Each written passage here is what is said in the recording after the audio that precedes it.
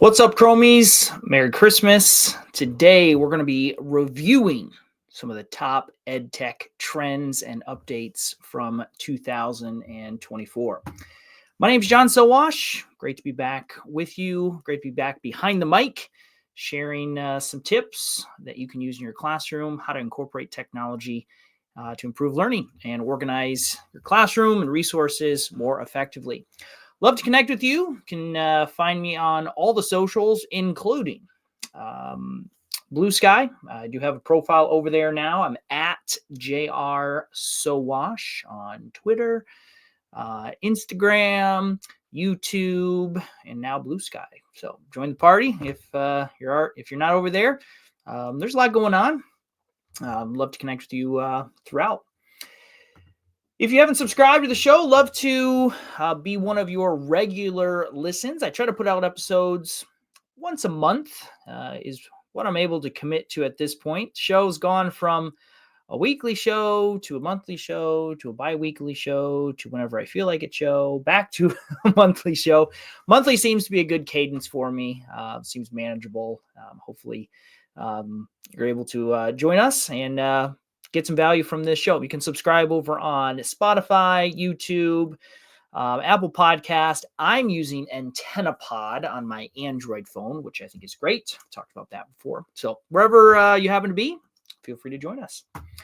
Before we jump into a review of 2024, I want to thank my sponsor for this episode, Logitech for Education.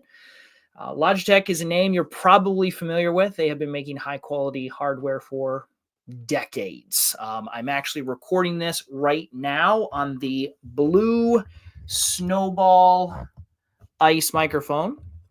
Works great. Very affordable mic. If you're interested in recording instructional videos, podcasting in the classroom, this is an awesome mic. It's very compact, easy to store, easy to transport, and hopefully you'll agree. It sounds great. They also have some cool products like the Zone Learn wired headset. This is great for elementary students for recording videos and things. I've got this integrated microphone that you don't have to mess with. It's right there and sounds great as well. Those are just a few of the many, many classroom products that Logitech provides.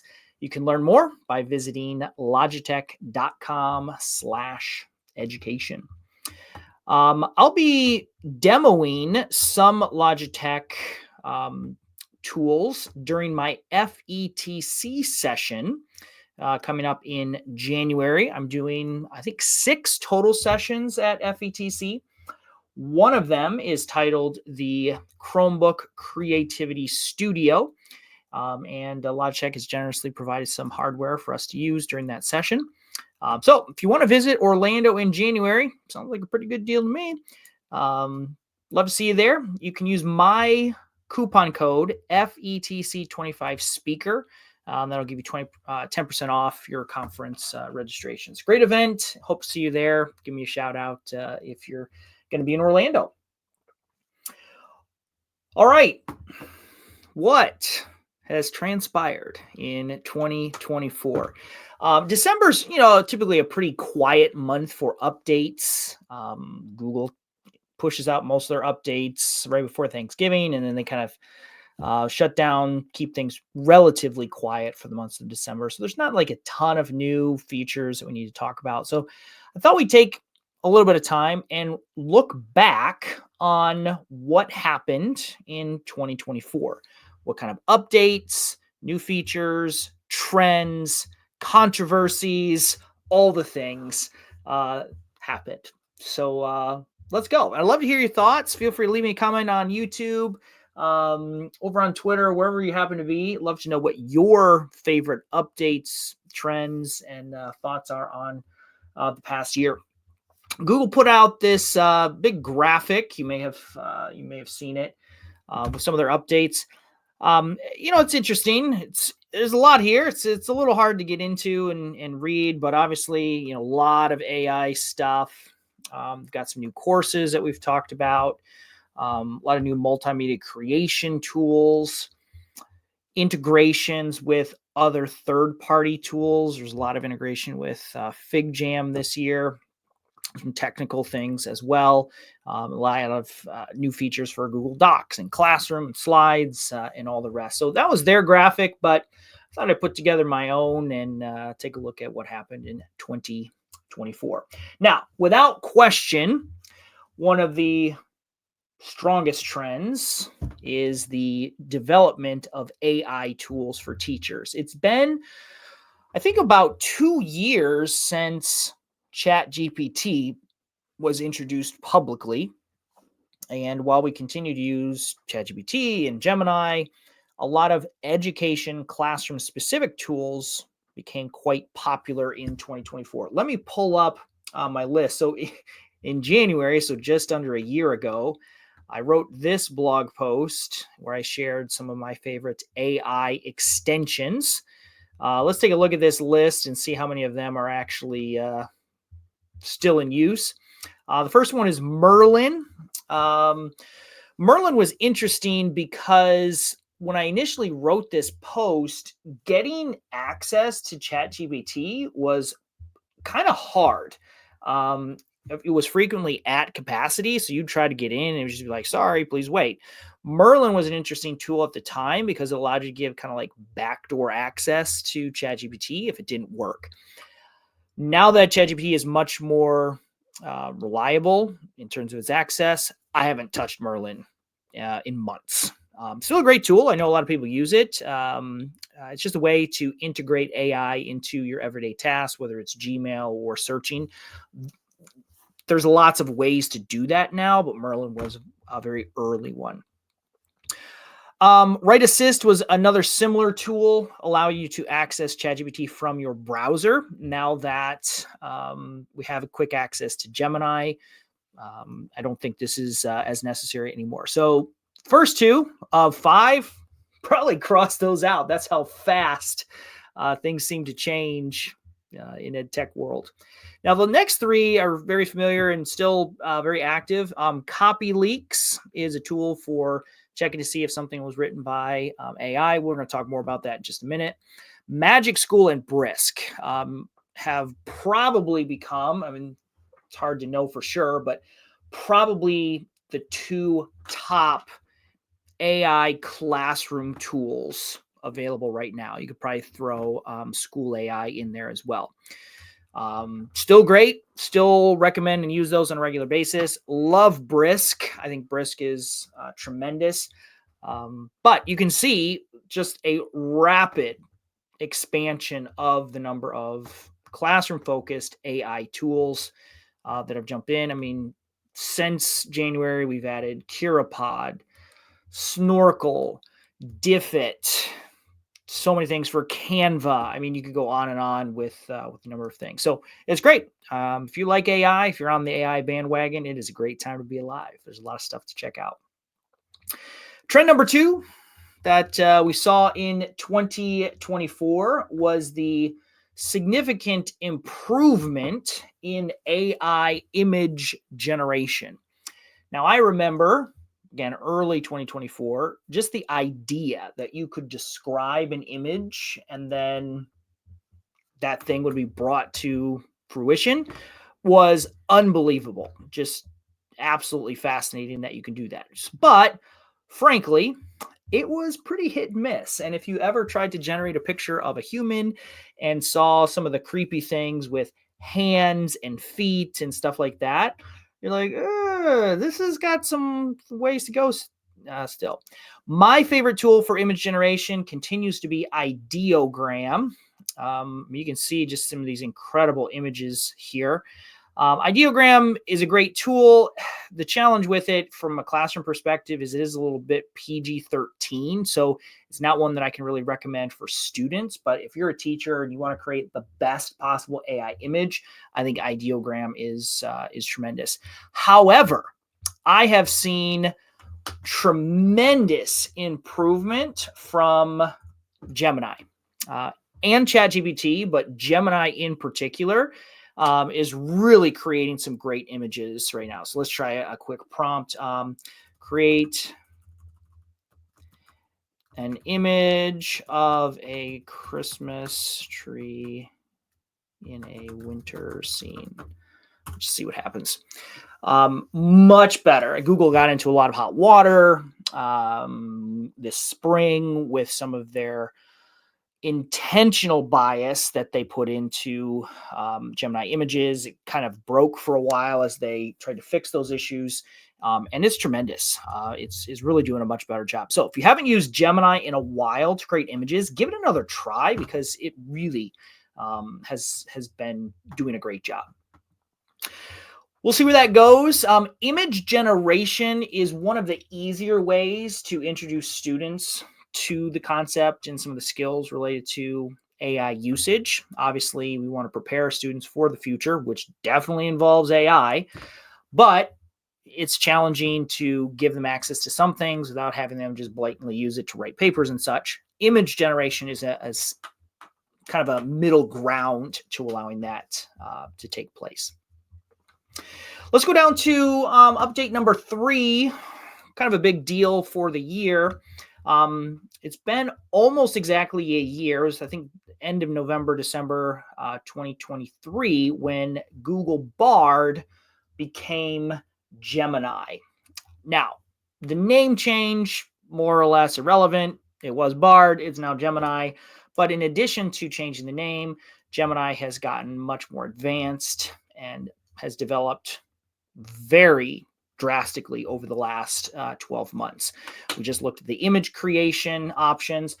Google has added a bunch of new features that are interesting. One of them that I've been playing around with is gems. Gems allow you to train a specialized version of Gemini for your own purposes with special documents and instructions. So I have one that I'll occasionally use to help me write social media posts, Facebook, Twitter, Instagram, for my blog posts and videos.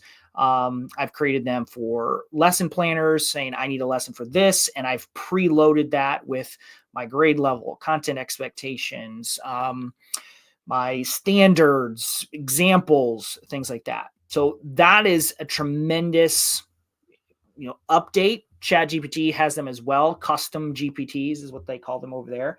So the idea that AI is not just a general purpose tool, but it's specific to me. Like I can train it, I can curate the responses, based on my particular needs, is tremendous. And I only expect that to continue. Long term, I think everybody will have their own personal AI that knows them, knows their likes, dislikes, and the responses will get even better. Some of these features are premium, like gems. That's something that's also been a trend for 2024, which I expect to accelerate in 2025. There, I think, will be a free version of AI, but the paid version is going to become much more powerful and compelling.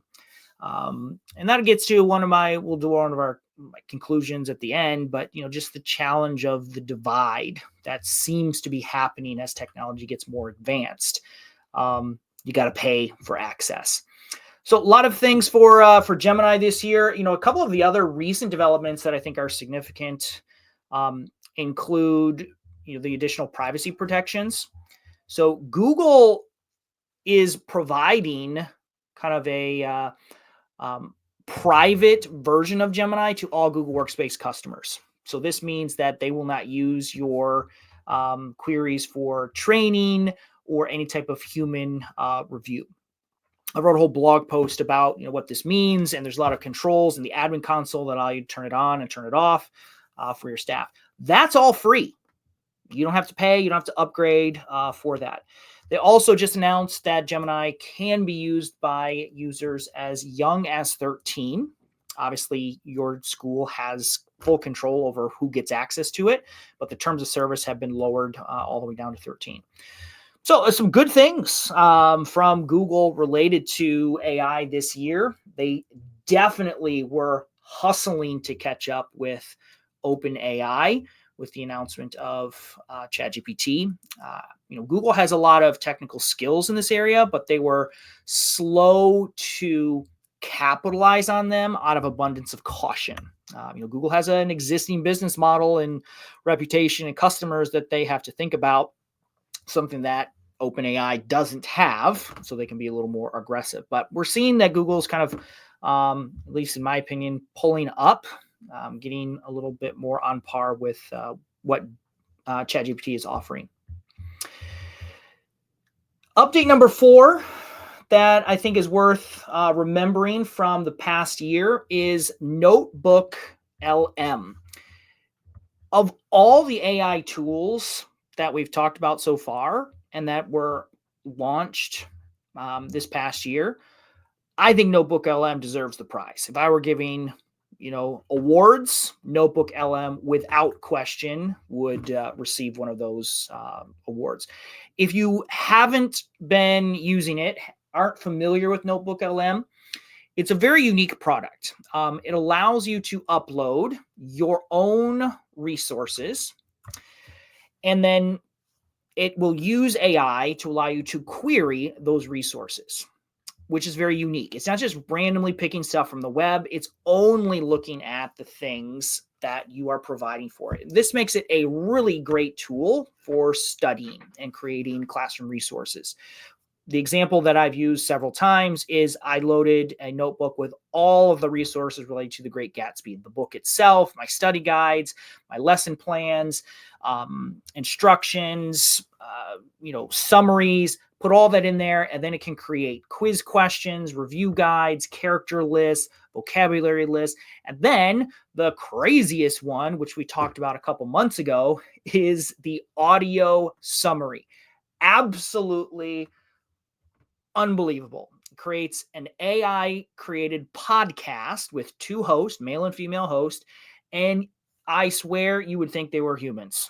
It is so incredibly realistic. If you have not seen that, definitely check out the link in the show notes. I've given you the audio summary for my notebook. You can create your own literally on anything. In my opinion, this is one of the most promising AI tools for the classroom. I like the control. I like that it's not just open in anything, that I'm providing the resources. It is still supposed to be limited to individuals that are 18 years or older. So it's not technically ready for the prime time yet, but I am very excited to see where Google takes NotebookLM, and I'm hopeful that they will integrate it. To me, it makes a ton of sense to integrate this directly into Google Drive so that my entire drive can be queried. And then I'm even more excited about Google Classroom. I mean, can you imagine if NotebookLM was integrated with Google Classroom? So I don't have to load my stuff. Just anything that I upload to Google Classroom is now part of that repository. And students can ask, like, when is this assignment due? When did we talk about this? And NotebookLM would give them results only from my class material. I think that's a direction we're moving. We'll see what happens in 2025. Hopefully, we'll see something like that come up. I'd love to know what your favorite AI tool is or development from 2024. Leave me a comment, send me a tweet, let me know. I'd be fascinated to hear what you think. Now, one of the hottest debates and most controversial topics of 2024, without question, is the debate related to AI detectors. We just talked about copy leaks a few minutes ago. Do AI detectors work? That is a challenging question. And there's probably 2 articles in particular that I think are worth reading if you have not done so. The first is a very short statement from OpenAI. Now, again, OpenAI created ChatGPT, and for a while, they were working on an AI classifier to definitively say this was written by AI. They got into this project.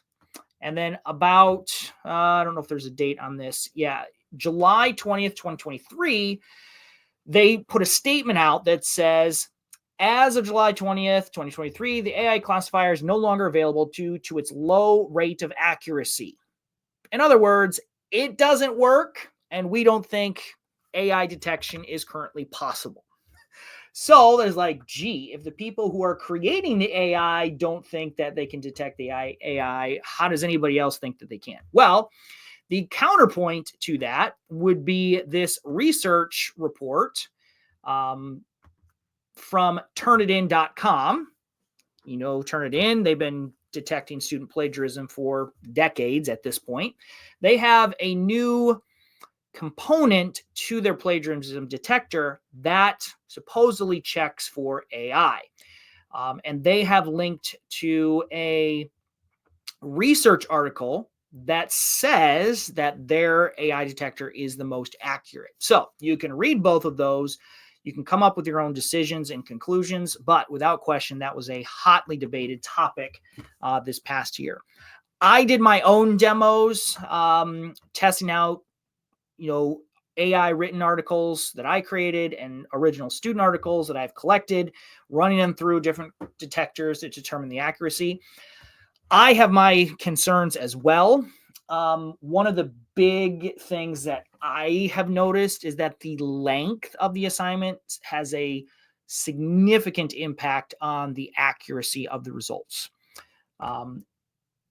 If you're at the elementary, middle, or early high school, you're simply not doing assignments that are long enough to definitively determine if they're AI written or not. A 500-word essay is not sufficient. Now, you talk about, a college dissertation, college thesis, where you're, 10, 20 pages, several thousand words.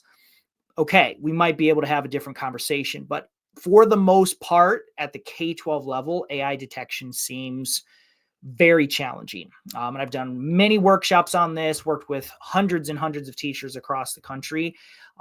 I lead them through this. I let them draw their own conclusion. And that's what a lot of them are coming to conclude as well.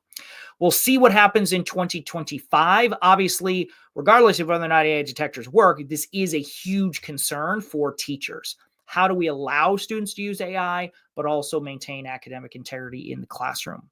Very challenging. Ultimately, knowing your students, being familiar with their work, being familiar with the process by which they created that work is going to be your best approach. Old school. You fight the new technology with the old school methods.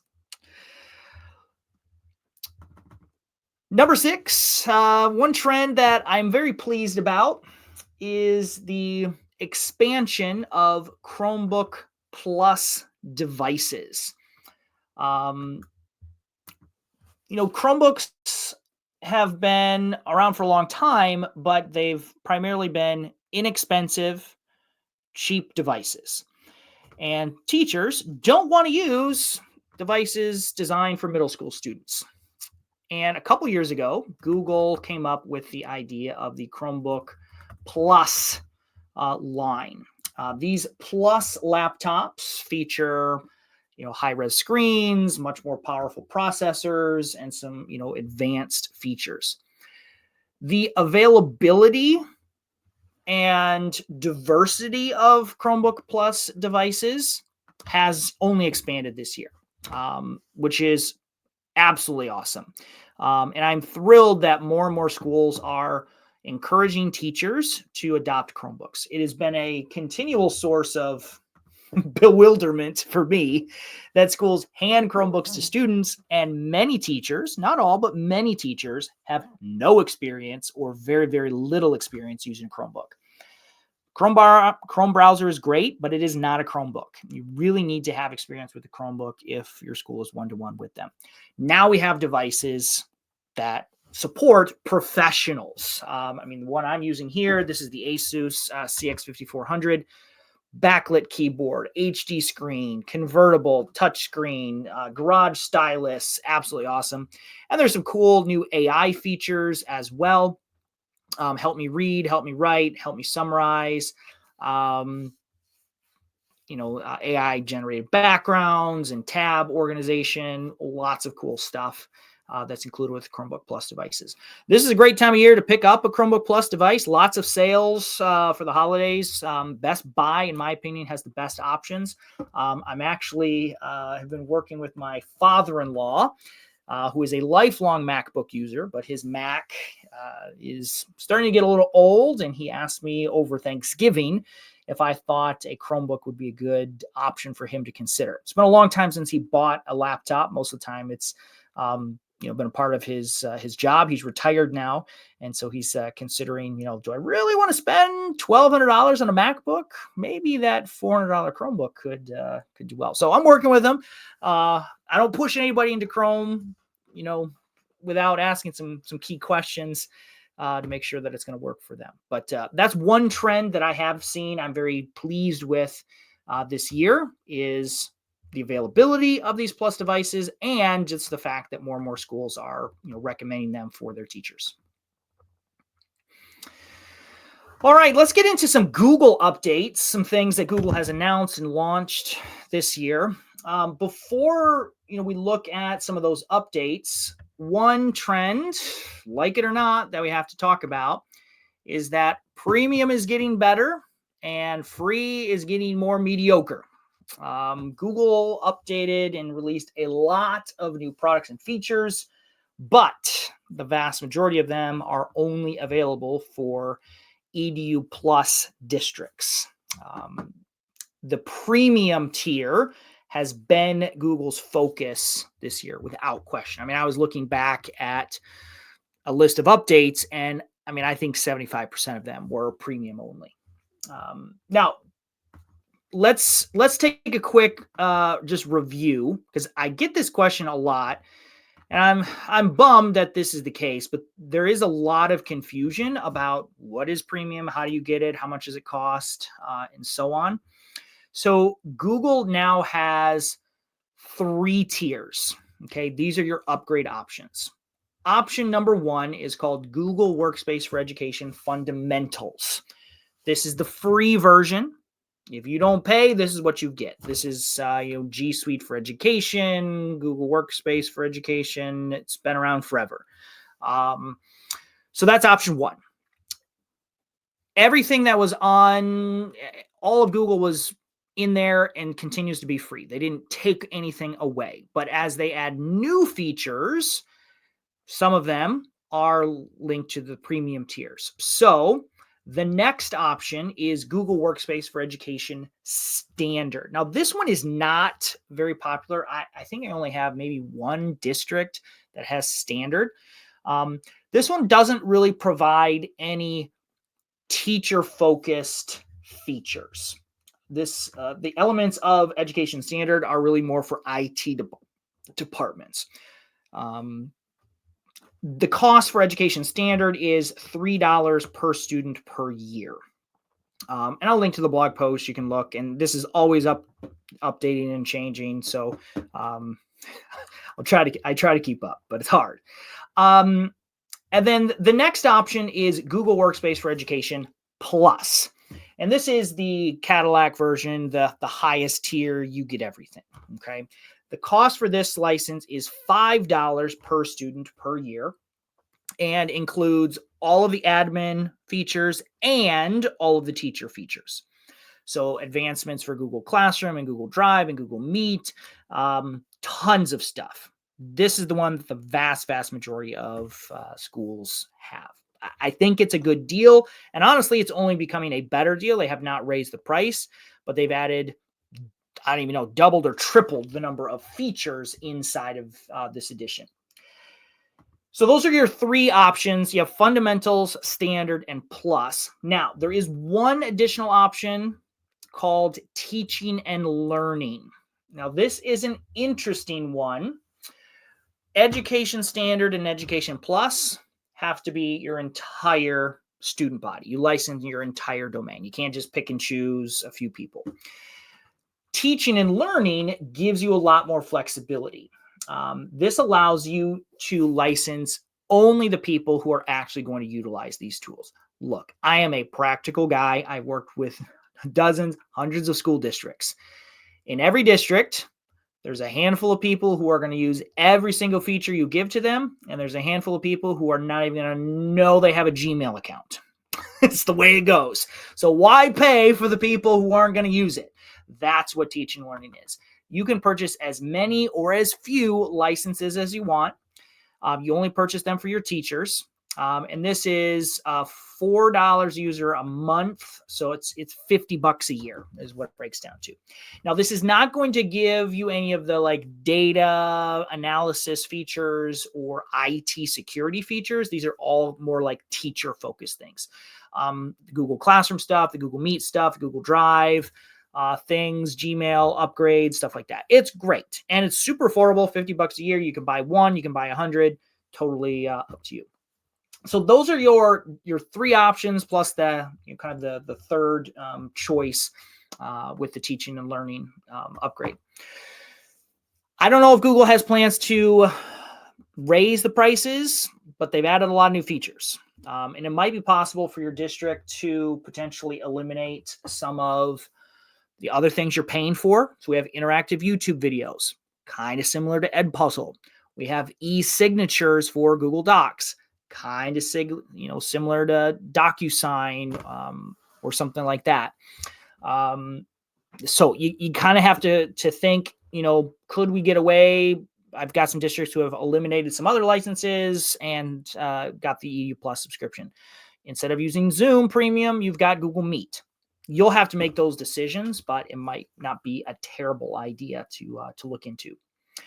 With that background in mind, let's take a look at some of the things that Google has added in 2024. And the reason we had to do that first is, as you're going to see, the majority of these are attached to the premium tier, the premium domain, which I'm honestly, I don't have any data. Google doesn't share this information, but of the districts that I work with, of those of you who have commented on my videos and, messaged me, I would say that a surprising number, I'm going to say maybe 40 to 50% have upgraded, which I wasn't expecting. I didn't think it would be that high, but a lot of you have upgraded.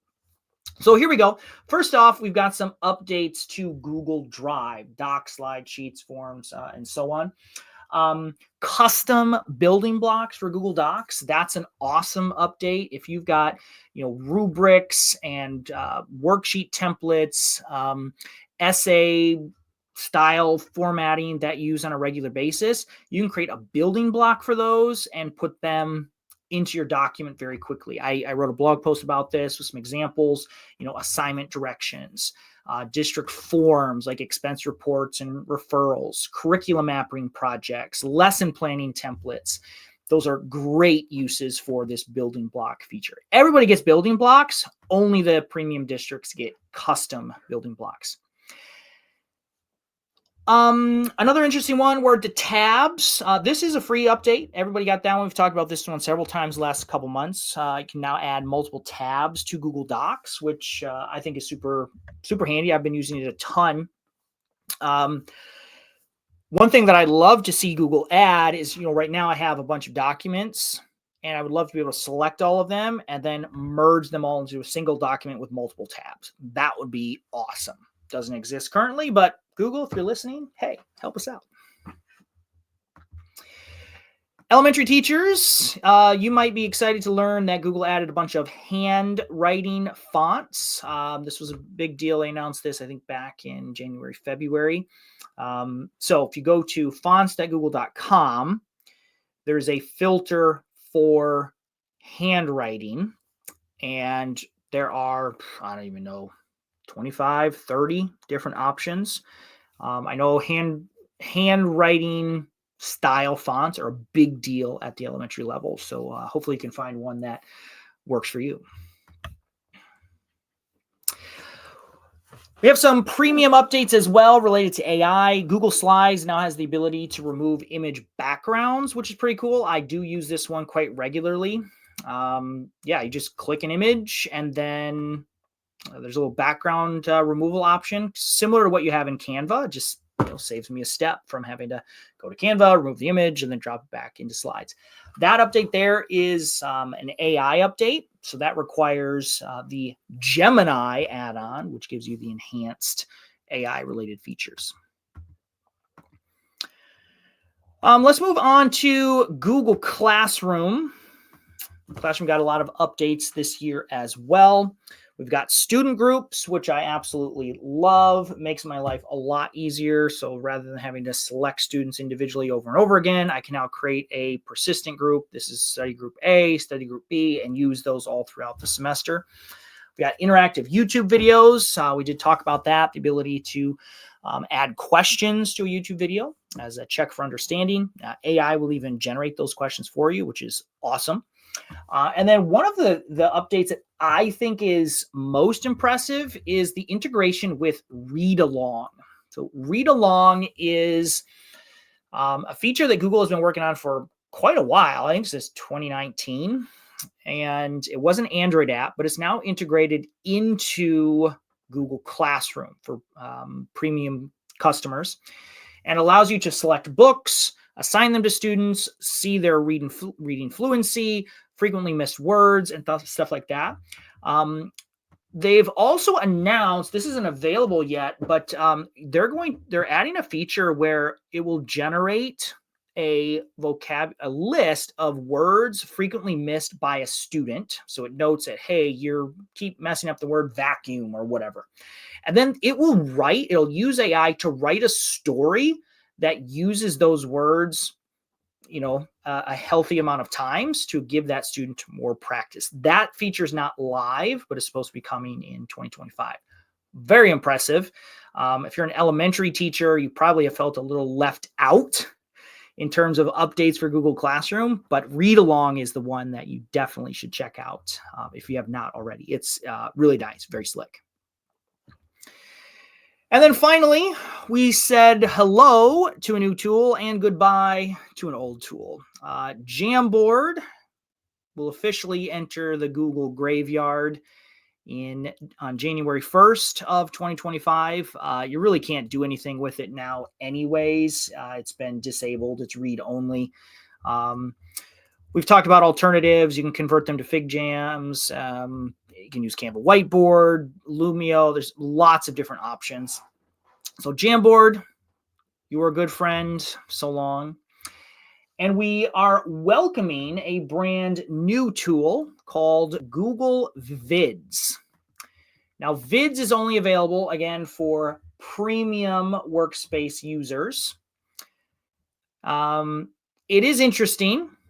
It looks a lot like Google Slides. It has a very familiar interface. But as you can tell from the name, it is a video creation tool. It has a lot of AI built into it, which I didn't find overwhelmingly compelling. It was okay. Anytime they promise, AI will do this for you, and I try it, I'm like, I don't think it did a better job than I would have done. The one thing that I did find to be really useful and interesting was the AI voiceover. So I input the text, and then the AI voice will speak for me. So this is great for students who maybe don't want to put their voice, record their voice, or for whatever reason, you have noisy classroom where it's difficult to record. It does it. Let me just play a couple seconds of this. You can hear what this is a vacation. Just to test this out.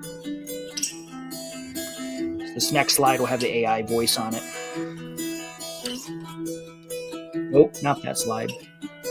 This is all pre-done. Manor Vale Lodge is right in the middle of Vale, so you can walk to everything. The rooms are super nice. Think mountain chic with fireplaces and balconies.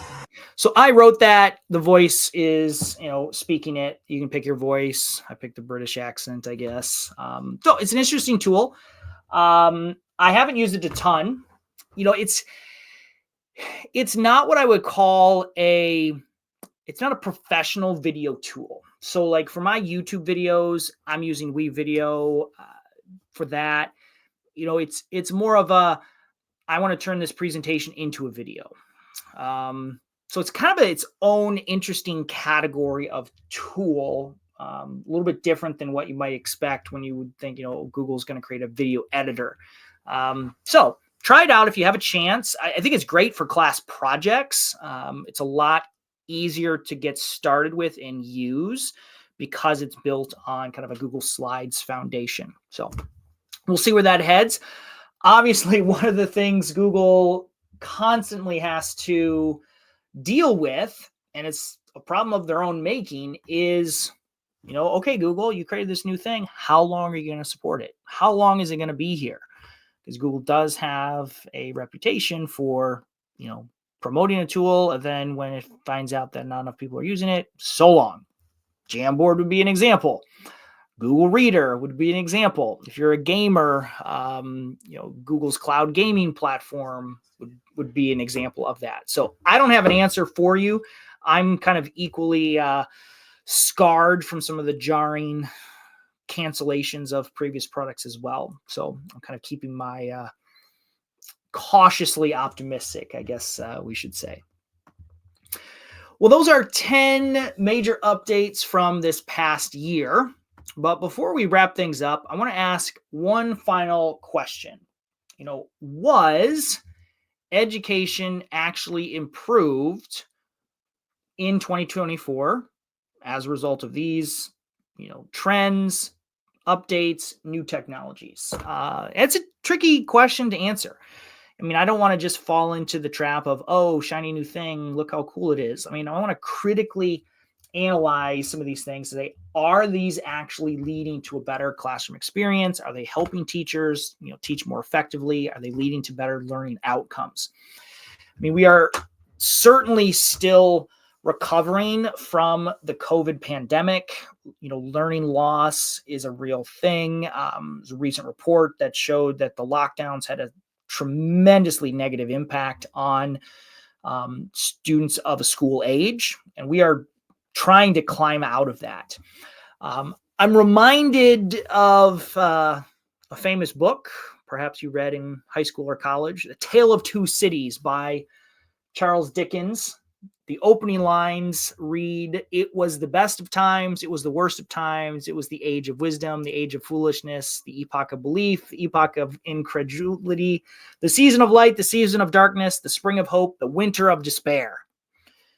And in some ways, I feel that's a pretty apt description of where things are right now. We have this incredibly powerful new technology in artificial intelligence. No one argues about the potential of it, but there's a lot of debate about whether or not it is a positive or negative influence. Is it actually making things better, or is it just confounding things and making things more complicated? And I think there's certainly a case to be made by that. If you're listening to this, I'm 40, almost 41. I taught, when I started teaching, my school barely had Wi-Fi. I was the first teacher to get a projector in my classroom. We got 4 laptops that we used. And then a few years later, we went one-to-one with iPads. And then everybody got cell phones. And then everybody had, Wi-Fi. And we've seen all of these trends come. We had tremendous optimism about their positive impact on the classroom. And there are many positive impacts, without question. But we've also seen some of the negative impacts. We've seen how detrimental social media can be on the interpersonal relationships of our students. We can see how addicting cell phones can be. While they're good, they're also very challenging. So I think the age where new technologies are introduced, and we're like, oh, this is going to be great, we're kind of all a little, at least I'm a little, I guess I'm too wise to accept that only good things are going to happen. So it's been an interesting year for sure. There's lots of opportunity, lots of promise and hope, but I know for certain that these technologies, these tools are going to need to be shaped, molded by highly trained, highly skilled, dedicated teachers like you. Together, hopefully we can turn some of these challenges into opportunities for growth and learning, both for ourselves as professionals and for our students. Hopefully that was an interesting recap of 2024. Rest assured, I'll be back here in 2025, bringing you the news, the updates, and what it means for the classroom as well. I encourage you to subscribe to the show so that we can have these conversations all throughout 2025. Thank you one more time to Logitech for sponsoring this episode. Appreciate your support. allowing me to bring this content to you at no charge. You can learn more about Logitech and all the great products they have for the classroom at logitech.com/education. Merry Christmas. Happy New Year to all of you. I will see you back here in the new year, 2025, with more tips and tools you can use in your classroom.